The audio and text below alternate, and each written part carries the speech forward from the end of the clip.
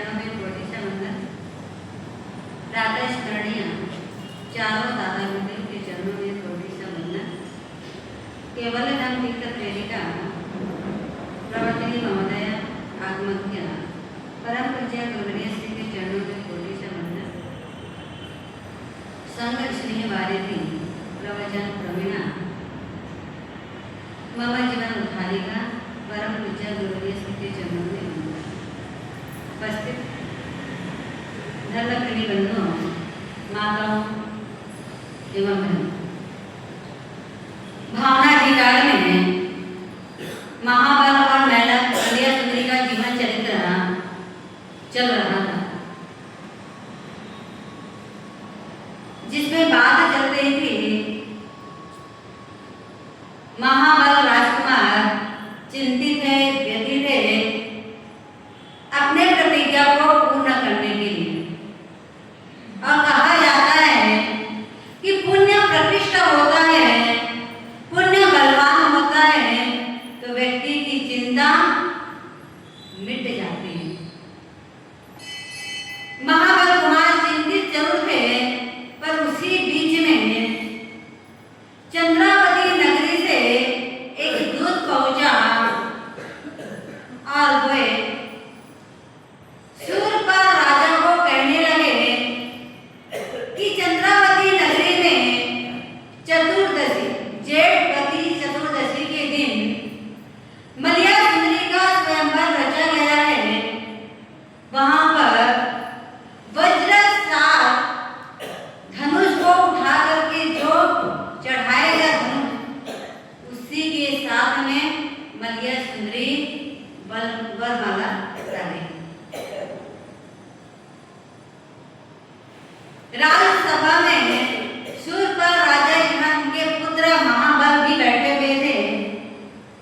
महाबल ने जैसे सुना स्वयंवर मंडल रचे हुए हैं तो मेरा काम हो जाएगा, मेरी प्रतिज्ञा पूरी हो जाएगी और मैं मन ही मन महाबल राजा विचार कर रहे हैं कि पूरे राजा को पराजित करके, राजकुमार को पराजित करके मैं मलिया सुंदरी को ग्रहण कर लूंगा।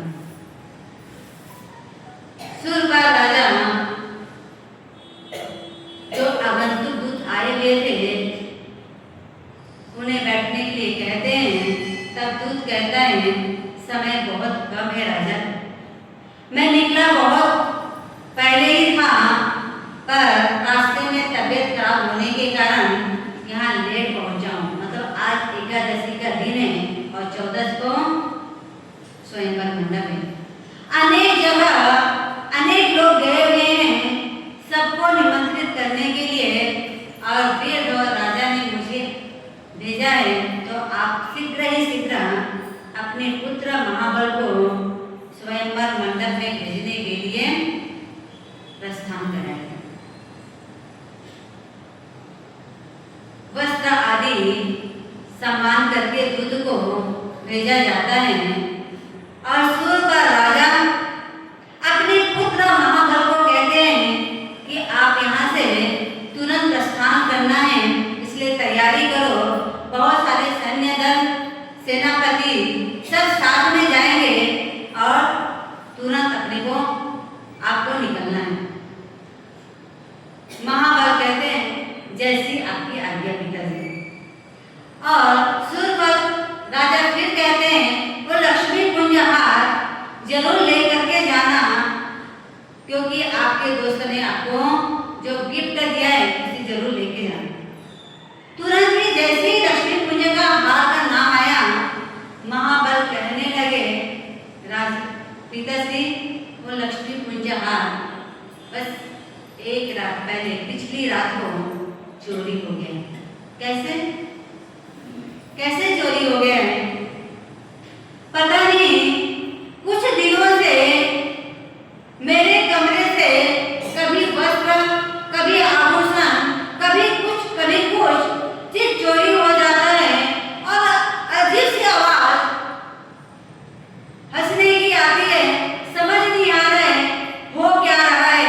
और जस्ट एक दिन पहले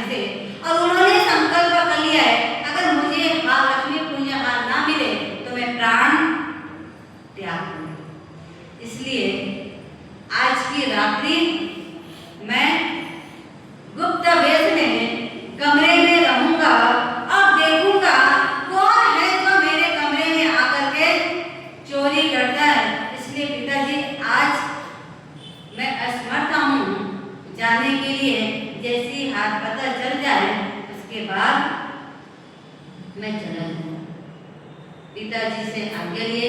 पिताजी ने आशीर्वाद दिया और रात्रि को जो सोने का पलंग था उसमें एक हूबहू आकृति तैयार करके सुला दिया, चद्दर उड़ा दिया गया है।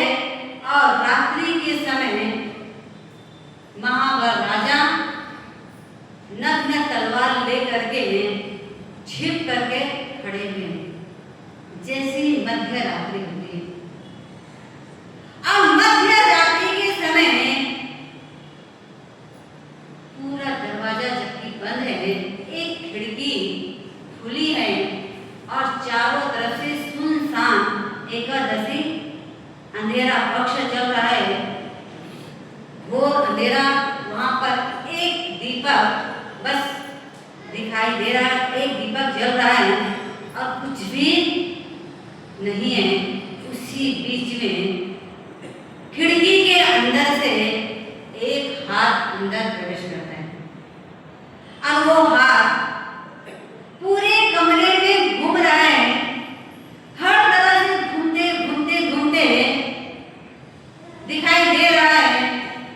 महाबल राजकुमार ने देखा, मतलब कोई व्यक्ति अंदर नहीं आ रहा है।